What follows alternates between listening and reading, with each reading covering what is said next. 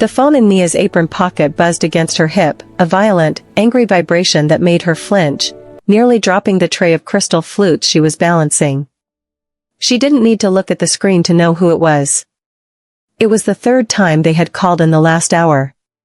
The collection agency didn't care that she was in the middle of a shift at the most prestigious gala in the city. They only cared about the $6,000 she didn't have. Nia. Focus, the floor manager hissed, snapping his fingers in front of her face. Table 4 needs a refill. And fix your face. You look like you're at a funeral, not the Kang Group's annual charity ball. Nia swallowed the lump of panic rising in her throat, forcing a tight, practiced smile onto her face. Yes, sir. Sorry. She adjusted the heavy tray, her arms trembling slightly from fatigue. She had worked a double shift at the diner before coming here, and she hadn't eaten since breakfast. The ballroom was a swirling ocean of designer silk, diamonds, and the clinking of expensive cutlery. It smelled of roasting duck and expensive perfume, the scent of money. Every person in this room had enough loose change in their pockets to solve every problem Nia had ever faced, yet she was invisible to them, a ghost in a black uniform moving through their golden world. She navigated the crowd, dodging trailing gowns and oblivious businessmen. Her mind was racing, doing the math that never added up. If she paid the rent, she couldn't pay the medical bill. If she paid the medical bill, she couldn't pay the loan shark. The walls felt like they were closing in, the glittering chandeliers above acting like impending spikes waiting to drop. Did you hear? A woman in a silver dress whispered loudly to her companion as Nia poured champagne into her glass. He's actually here tonight. Min-Ho Kang. He hasn't been seen in public since the accident. I heard he's become a recluse, the other woman replied, sipping her drink. A cold-hearted hermit in that glass castle of his. It's tragic, really. He was so charming before. Nia didn't care about rich people's tragedies. She turned away, her eyes scanning the room for table 4.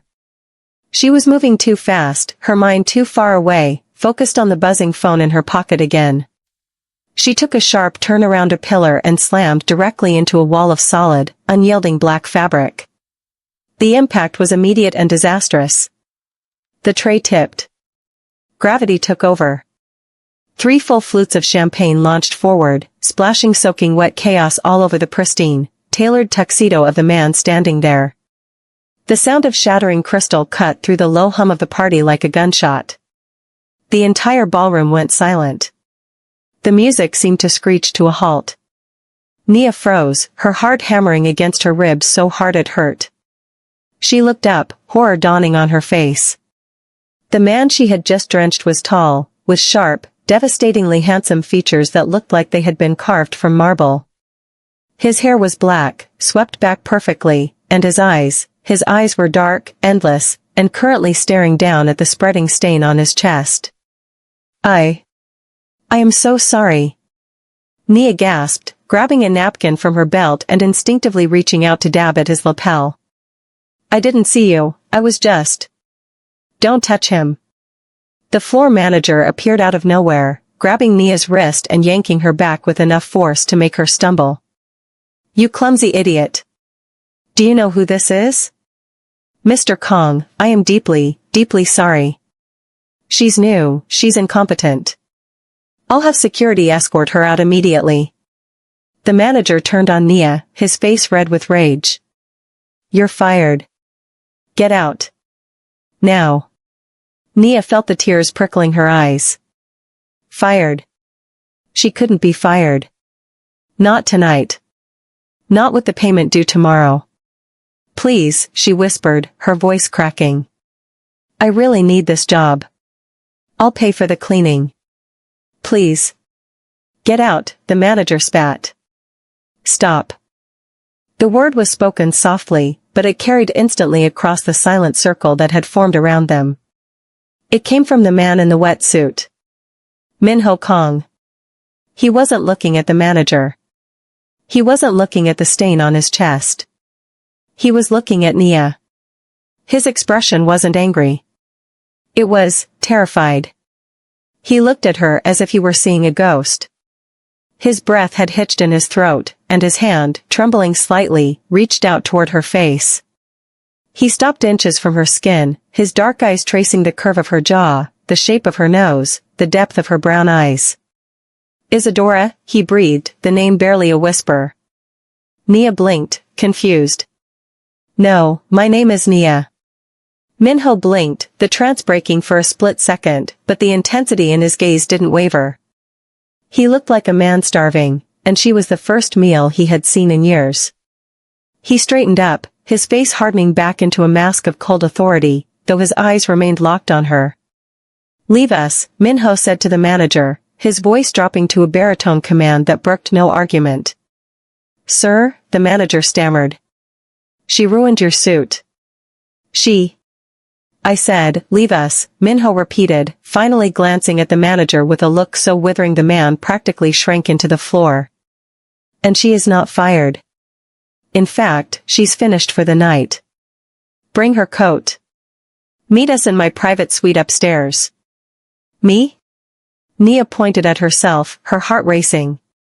Sir, I just want to go home. I'm sorry about the suit. You need money, don't you? Min-Ho asked. He wasn't asking, he was stating a fact. He had seen the desperation in her eyes, the frayed hem of her uniform, the way her hands shook. Nia went silent. Yes. Then come with me. 10 minutes of your time. I'll pay you more than you make in a year. He turned and walked toward the elevators without looking back, the crowd parting for him like the Red Sea. Nia stood there, the center of attention, her heart pounding. It sounded like a trap. It sounded dangerous. But the phone in her pocket buzzed again, a reminder of the wolves at her door. She gritted her teeth, untied her apron, and followed him. The elevator ride was suffocating. Min-Ho stood in the corner, watching her reflection in the metal doors. He didn't speak, but she could feel his eyes on her, heavy and calculating. It wasn't a sexual gaze, it was analytical, obsessive. He was memorizing her. When the doors opened to the penthouse suite, Nia gasped. It was massive, decorated in stark blacks and grays, with floor-to-ceiling windows overlooking the city lights. It was beautiful, but it felt cold. Dead. Min-Ho walked to a wet bar, poured a glass of whiskey, and downed it in one swallow. He didn't offer her any. He turned to face her, leaning against the mahogany counter. Sit, he commanded, gesturing to a leather armchair. Nia remained standing, clutching her purse. I prefer to stand. You said 10 minutes. You have a debt, Min-Ho said, pulling a checkbook from his inner jacket pocket. How much is it? 5,000? 10? Nia felt a flush of shame heat her cheeks. That's none of your business. 15,000, Min-Ho wrote on the check. The scratching of the pen was the only sound in the room. He tore it out and placed it on the coffee table between them. That should cover your immediate problems and buy you some breathing room. Nia stared at the paper. It was more money than she had ever seen in one place. What do you want? She asked, her voice trembling. I don't do things like that. Min-Ho laughed, a dry, humorless sound. I don't want your body, Nia. I want your presence. He walked around the table, stepping closer to her. He smelled of expensive cologne and the rain that had started to fall outside. I need a wife. Nia's jaw dropped. Excuse me? I need a wife, he repeated calmly, as if ordering coffee. My board of directors is threatening to remove me as CEO. They think I am unstable. Too grieving, too volatile since my late wife passed. They want to see that I have moved on. They want to see a stable, happy Min-Ho Kang. So get a girlfriend, Nia scoffed, nervousness making her bold. You're a billionaire. I'm sure there's a line of women waiting. I don't want a woman who wants me for my money, and I don't want a woman I have to pretend to love, Min-Ho said, his eyes darkening. I want a business arrangement.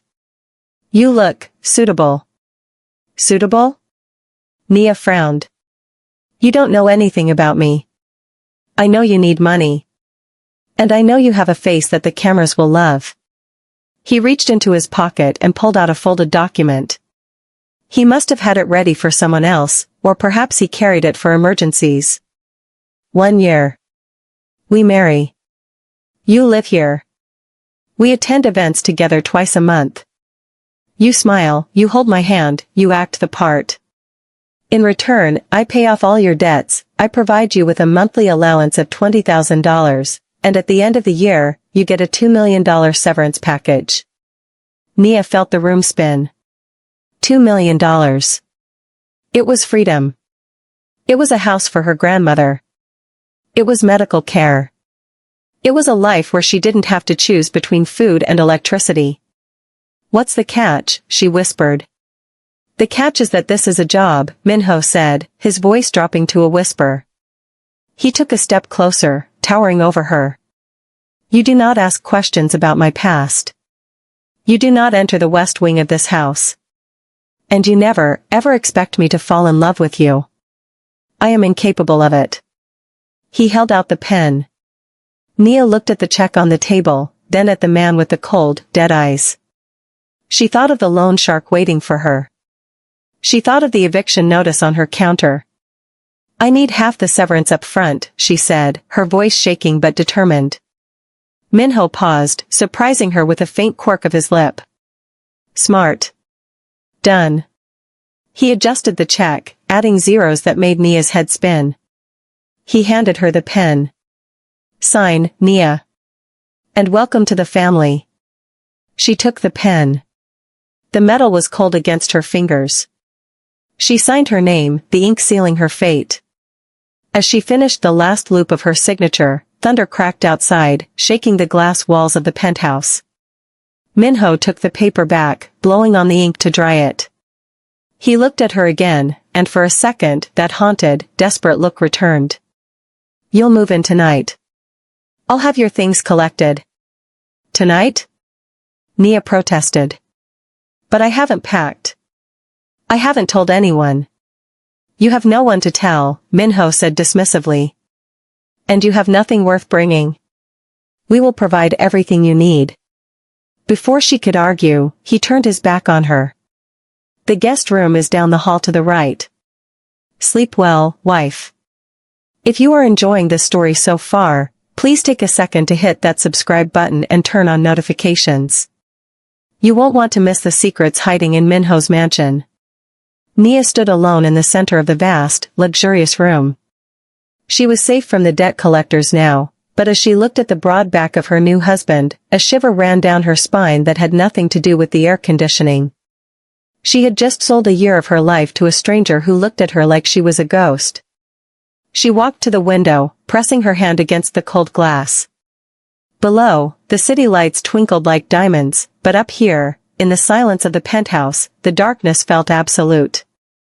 The next morning, the transformation began. Nia woke up not to an alarm clock, but to a team of stylists standing at the foot of her bed. Mr. Kang has left specific instructions, a severe-looking woman with a tablet said, not bothering to introduce herself. She pulled a rack of clothes into the room. We need to purge your current wardrobe. It is inadequate. Nia sat up, pulling the silk sheets to her chest. Excuse me? I have clothes. Not for the wife of Min-Ho Kang, you don't, the woman snapped. She began pulling items off the rack. They were beautiful, expensive, and oddly specific. There were no bright colors. No patterns. Everything was emerald green, navy blue, or soft cream. Try this on, the woman commanded, tossing a dress onto the bed. And the hairstylist is waiting. Mr. Kang prefers hair to be worn up. Or in soft waves. No braids. Nia frowned, grabbing the dress. My hair is fine the way it is. It is not about what is fine, the woman said, her voice lowering as if sharing a secret. It is about what fits the image. Mr. Kang is very particular about the aesthetic. If you want to get paid, you follow the aesthetic. Nia bit her tongue. $2 million. She could wear her hair however he wanted for $2 million. She got out of bed and let them work. By noon, she didn't recognize herself in the mirror.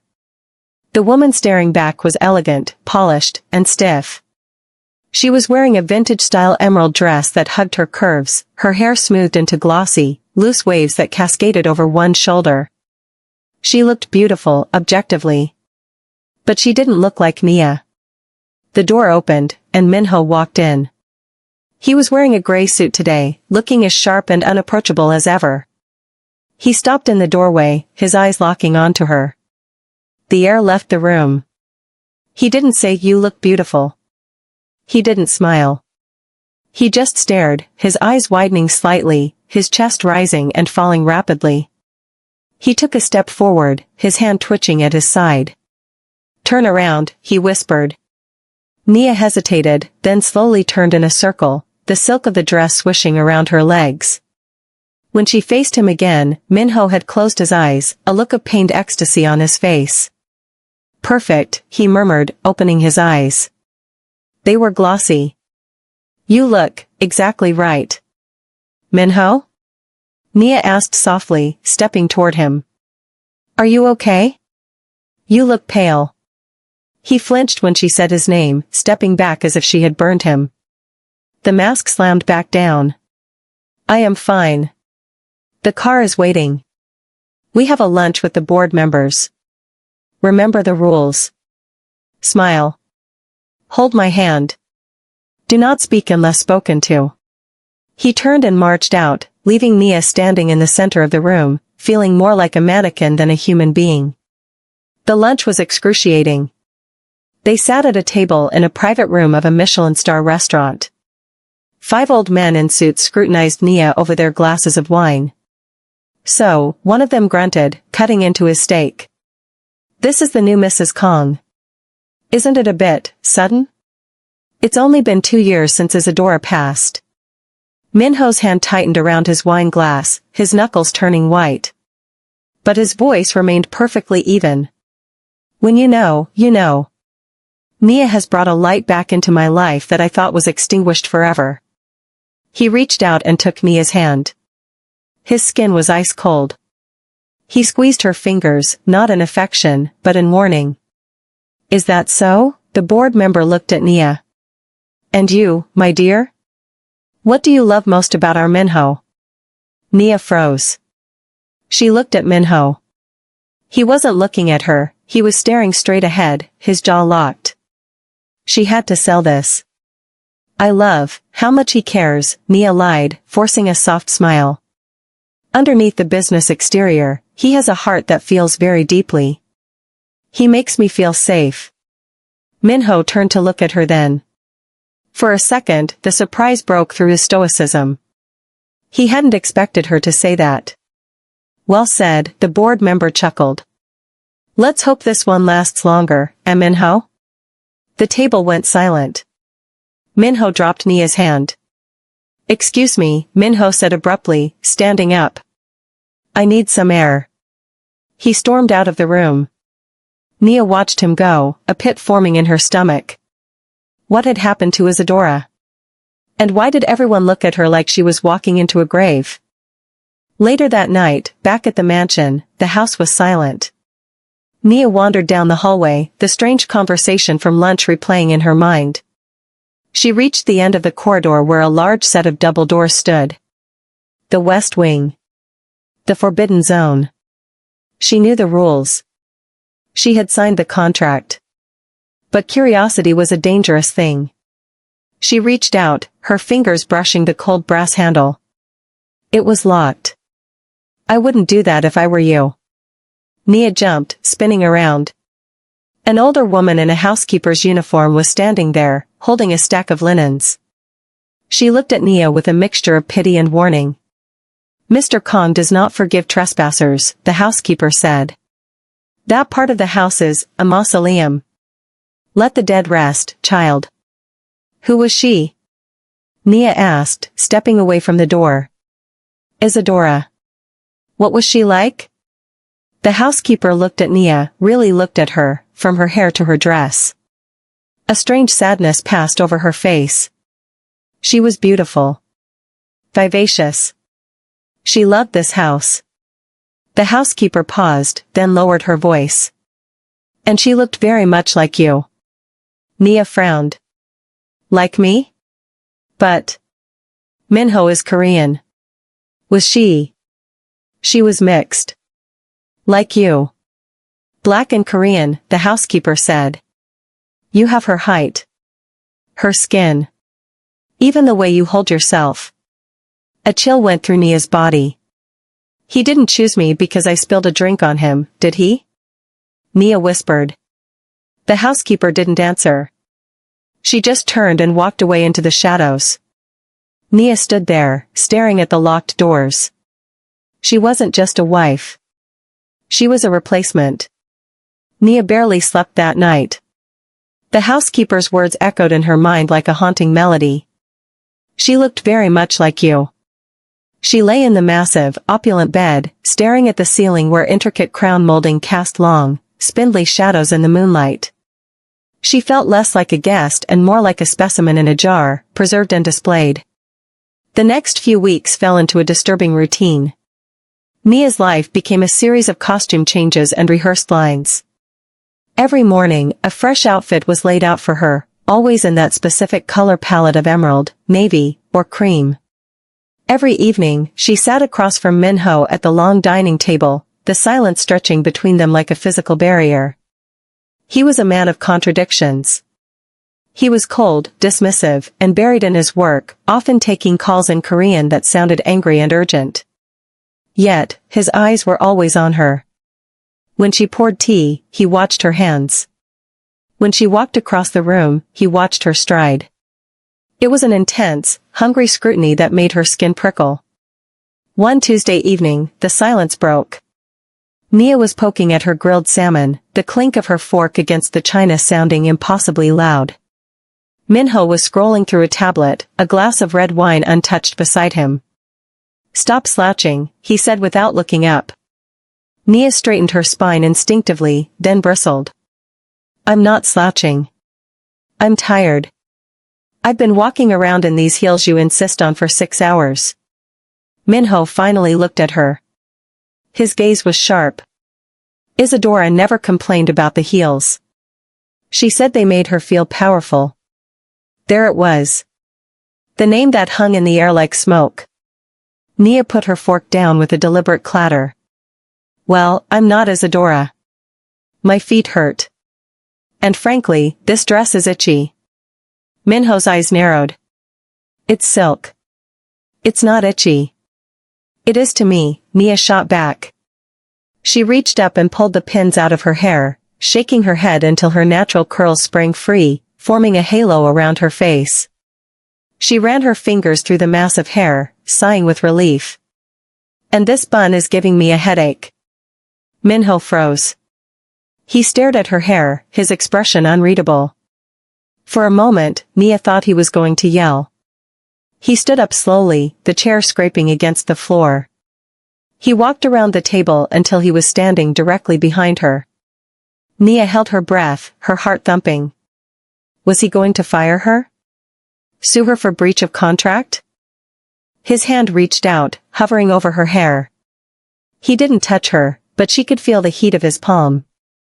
She used to wear it like this, he whispered, his voice sounding strangled. In the mornings. Before the world saw her. He wasn't angry. He sounded shattered. Min-Ho? Nia turned in her chair to look at him. He pulled his hand back as if stung. The vulnerability vanished, replaced by the iron mask. Put it back up. We have guests coming tomorrow. You need to look presentable. He turned and walked out of the room, leaving his wine full. Nia watched him go, feeling a strange pang in her chest. It wasn't fear anymore. It was pity. He was a billionaire, a king of industry, yet he was trapped in a prison of his own grief, dragging her in with him. The next day brought the storm. A literal one. Rain lashed against the floor-to-ceiling windows of the mansion, turning the sky a bruised purple. The scheduled guests had cancelled due to the weather, leaving Nia and Min-Ho alone in the vast, echoing house. The power flickered and died around 8 p.m. The mansion plunged into darkness. Nia was in the library, trying to read. When the lights went out, she let out a small yelp. She hated the dark. It reminded her of the nights in her old apartment when the electricity was cut off because she couldn't pay the bill.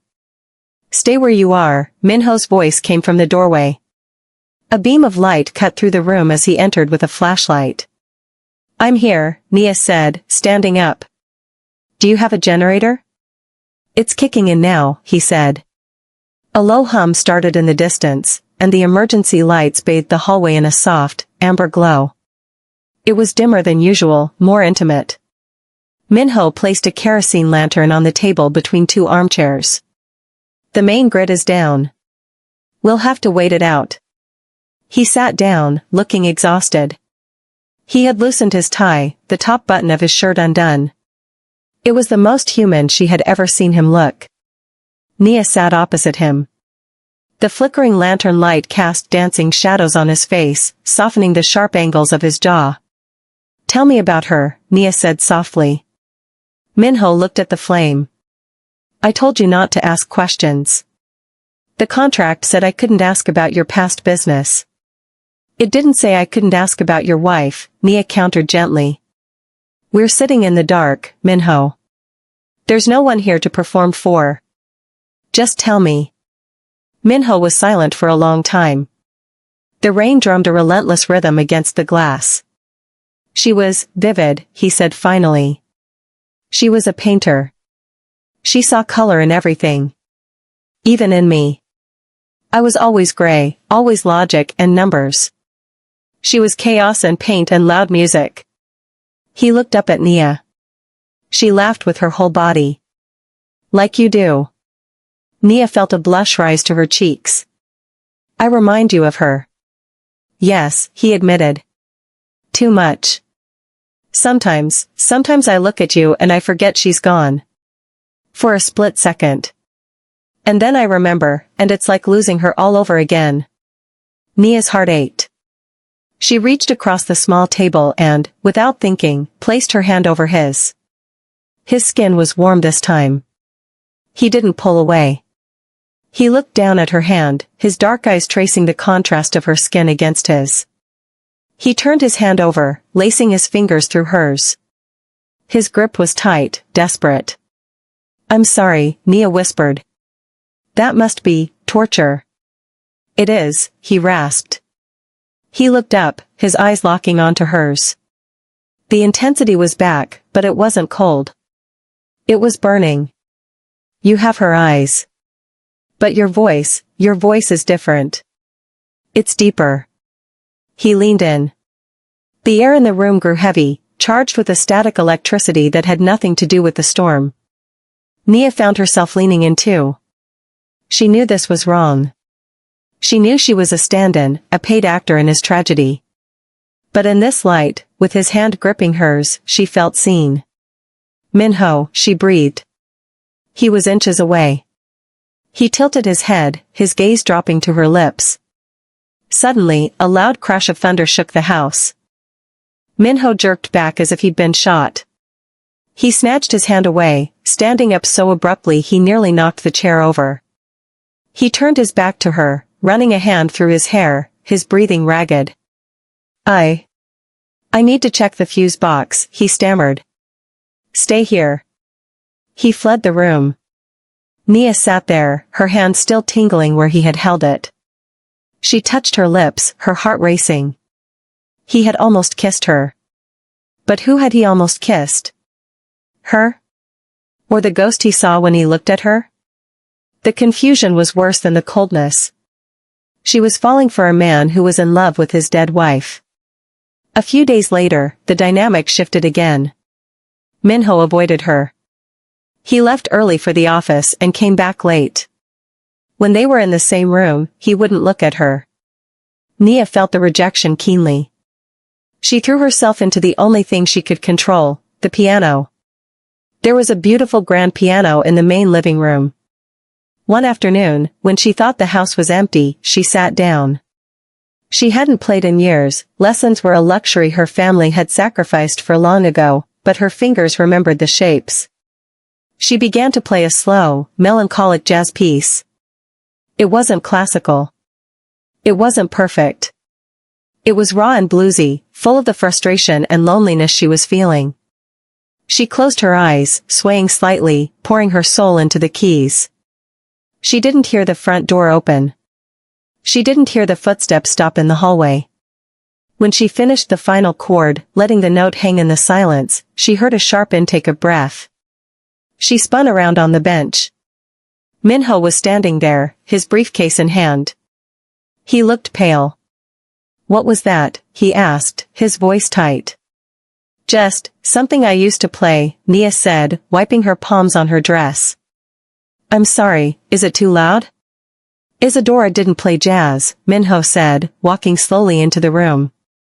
He looked at the piano as if it were an alien object. "She played Chopin. Mozart. She hated improvisation. She said it was messy." Nia stood up, lifting her chin. "Well, I like messy. I like jazz. It's honest." Min-Ho looked at her, really looked at her. For the first time, there was no recognition in his eyes. There was only confusion. "You're not her," he whispered. It wasn't a question. It was a realization. "No, Min-Ho," Nia said firmly. "I told you. I'm Nia." He took a step back, looking almost afraid. "Stop playing that song." "Why?" "Because," he said, his voice cracking, "it sounds like you. And I don't know who you are." He turned and walked away, but this time, he didn't storm off. He walked slowly, like a man carrying a heavy weight.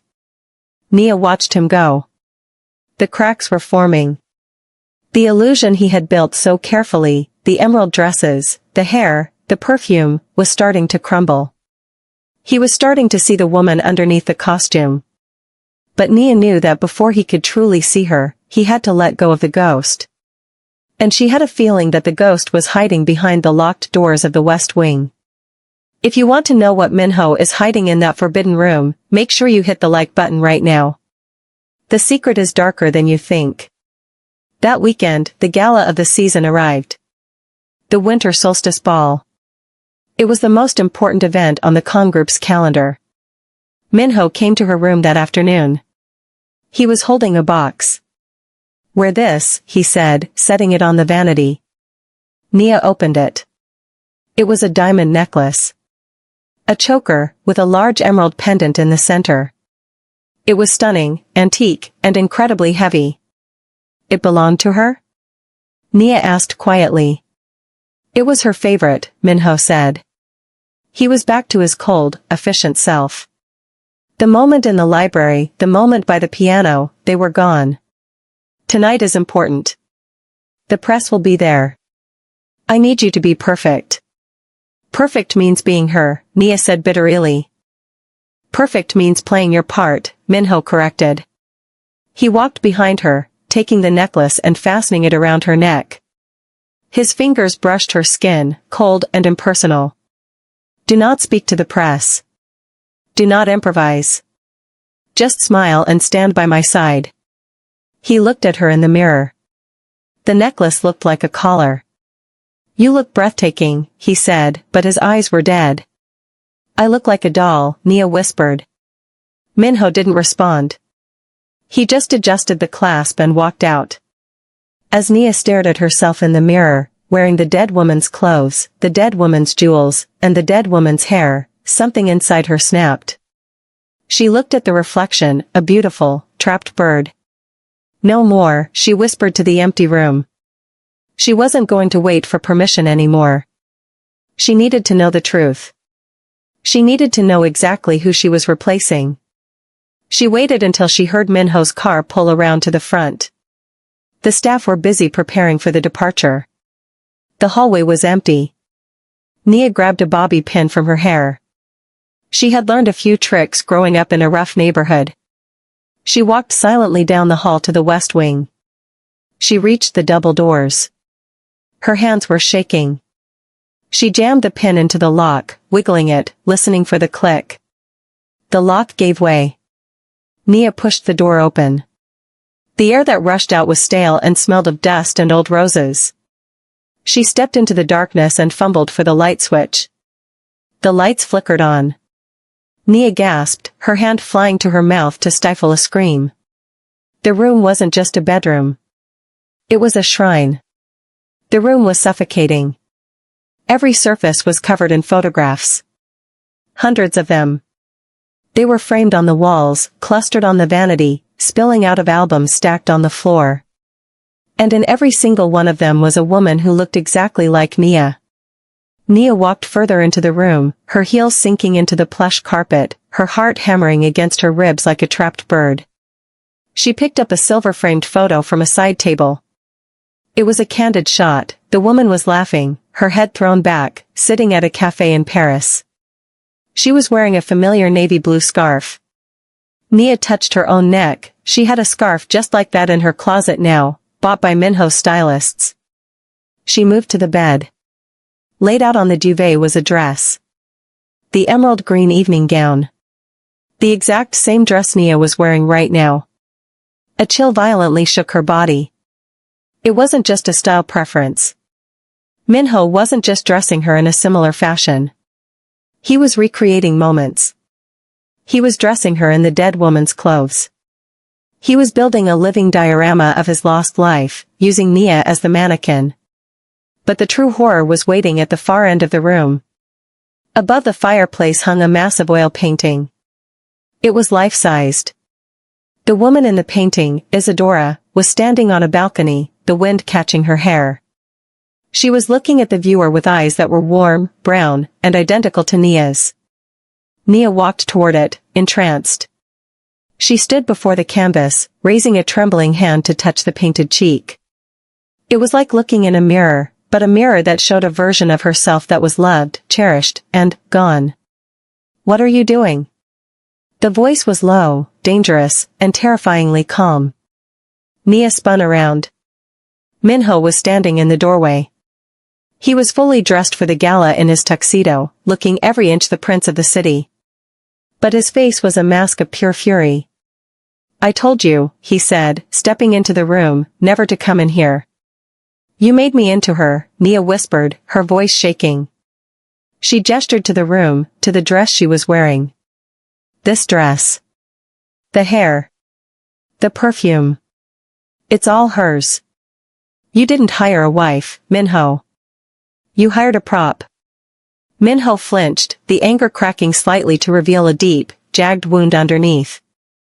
"You don't understand." "I understand perfectly." Nia shouted, the anger finally overtaking the fear. "You can't let her go, so you found someone who looked enough like her to pretend. Do you even know my name? Do you ever see me? Or do you just see a ghost you can pay to haunt your house?" "Stop it!" Min-Ho roared. He crossed the room in 3 long strides, grabbing her by the shoulders. His grip was tight, desperate. "I needed her back. I couldn't breathe without her. And when I saw you..." "God, Nia, when I saw you, it was like the universe gave me a second chance." "A second chance at what?" Nia cried, tears streaming down her face. "At playing house? At pretending she didn't die? That is sick, Min-Ho. It's twisted.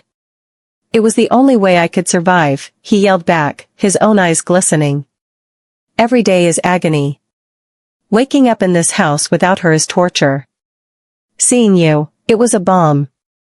It numbed the pain. Just for a little while, I could pretend." "And what about me?" Nia asked, her voice dropping to a broken whisper. "I'm a person, Min-Ho.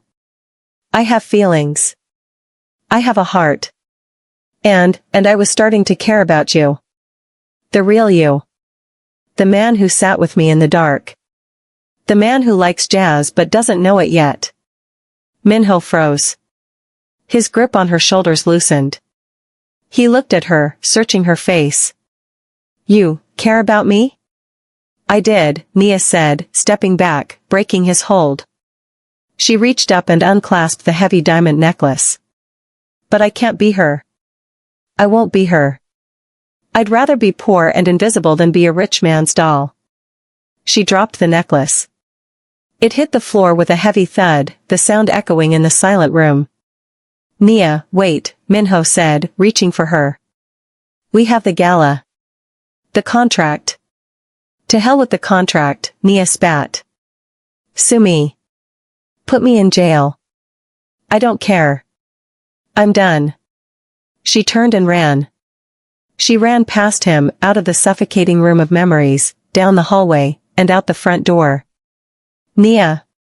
Min-Ho shouted her name, chasing her to the top of the stairs. But she didn't stop. She ran out into the cool night air, the gravel of the driveway crunching under her heels. She didn't have a car. She didn't have a coat. She just ran, the emerald dress swishing around her legs, fleeing the gilded cage. The days that followed were a blur of misery for Min-Ho. The mansion was silent. Truly silent. Before, even when they weren't speaking, there was the sound of her life, her footsteps, the faint hum of her voice, the smell of her shampoo.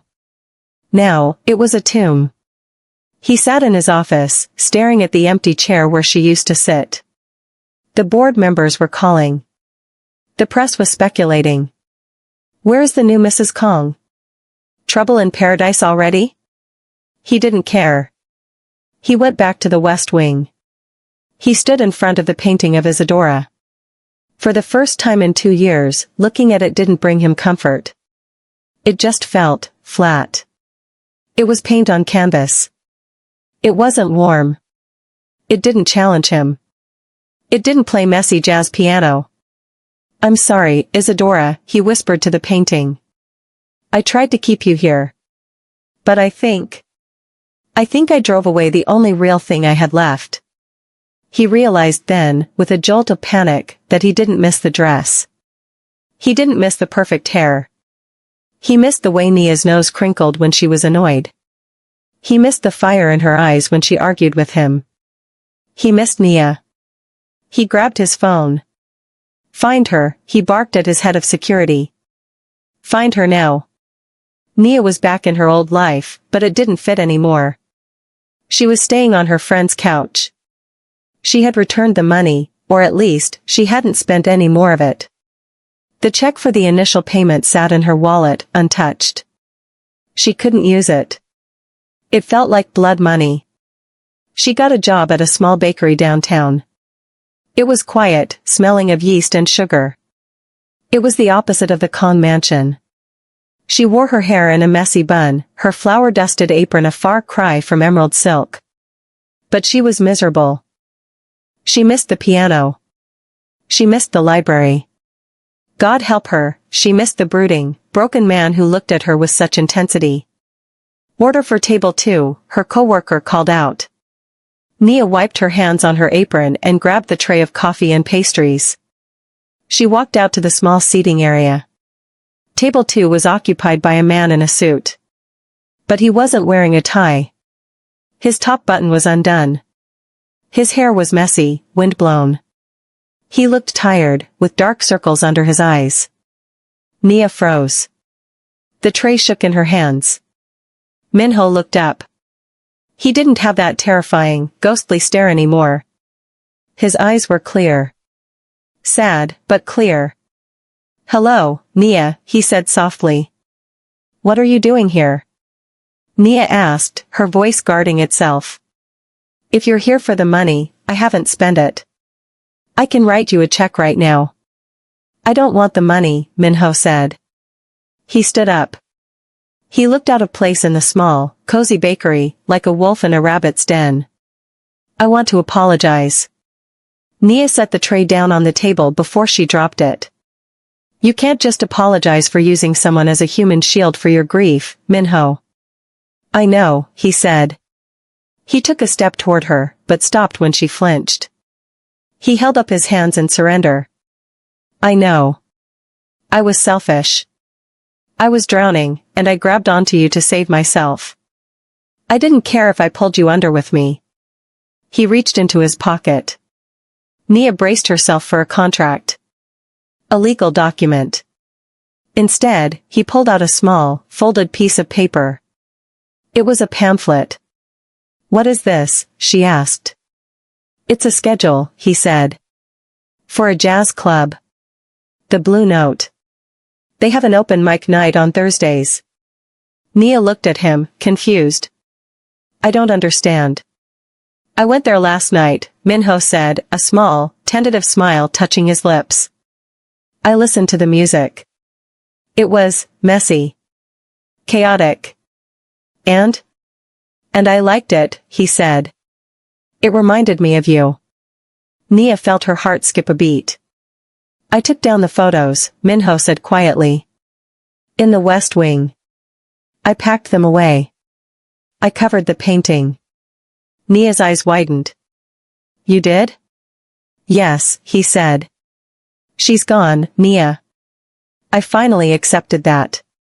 She's gone, and she's never coming back. But you're here. You're real.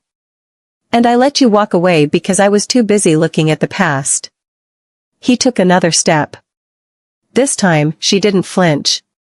I don't want a wife, he said. I don't want a contract. I don't want a replacement.